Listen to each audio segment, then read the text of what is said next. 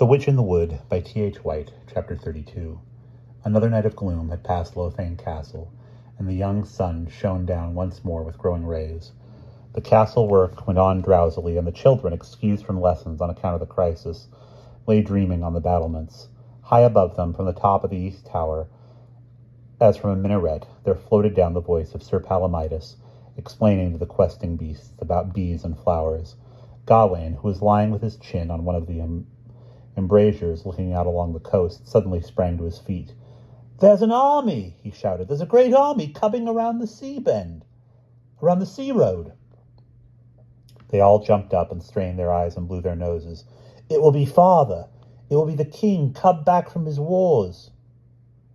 "We must tell our mother. Hurry up. Get ready a welcome." The queen rose to the occasion. "Tell Sir Palomides," she directed, "to draw the beast off to the other side of the castle. Tell him to hold it in conversation from the great keep. Then, when they are on the threshold, we will let down the drawbridge at the last moment." Whatever the rights and wrongs of the war, it was a splendid sight at any rate when King Lot rode into his castle yard.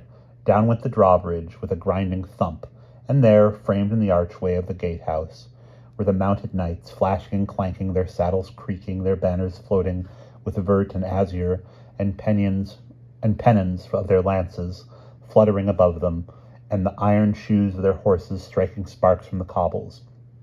The pipers rattled the still air with a wild lament, and the marching kerns stretched far and far behind them, with their pikes sparkling through the dust. Queen Morgause was drawn up to receive them in a full tableau at the top of the keep steps, between the falcons Night and Death.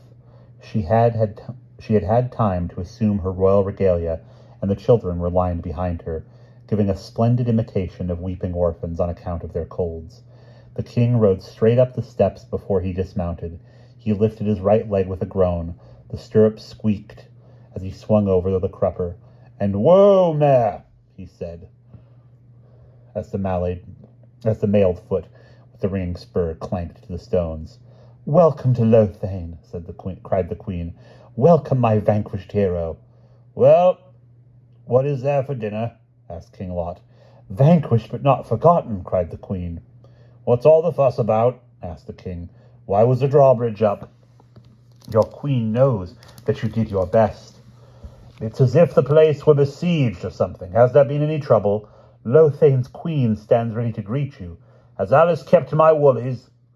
"Your faithful spouse forgives you everything." "Did you keep my letter?" "The daughter of Igraine of Cornwall is determined that reproach for your defeat will never pass her lips." "Everything seems to be at 6s and 7s, said the king, patting the children and going straight into dinner without minding with his wife. "Will somebody send me Alice? I want a change of underclothes. Mutton for dinner. Tell someone to bring in the unknown warrior and put him in the chapel. Whatever is this wretched sauce? If I have told cook once, I have told her 100 times. It must be onions with mutton. Who is that imbecile shouting all the time from the top of the great keep?" From outside, dominating the tramp of arched men and the gracious welcomes being extended by the queen in all directions, the stentorian tones of Sir Grummore shook the hills. He had decided that Sir Palomides, with his pollen and stamens, was being too slow at psychoanalysis, and was taking a hand himself. "Well, you see," he was proclaiming, while Sir Palomides nodded vigorously in affirmation, "when a hen lays her egg—" At the top of the south tower, where they spent the greater part of every day, King Pellinore and his princess were staring out to sea. They had noticed nothing.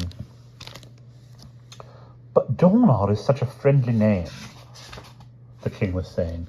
"I can't think how you thought of it. You are clever." "Oh, no, I'm not."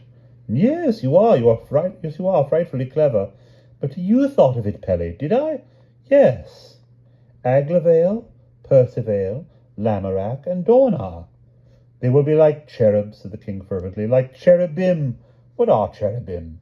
King Lot had fallen on the mutton, and down in the village Mother Morland was sitting on Sir Terelevac's lap, toasting his blue eyes with her very strongest brew of Mountain Dew. And that's the end of chapter 32.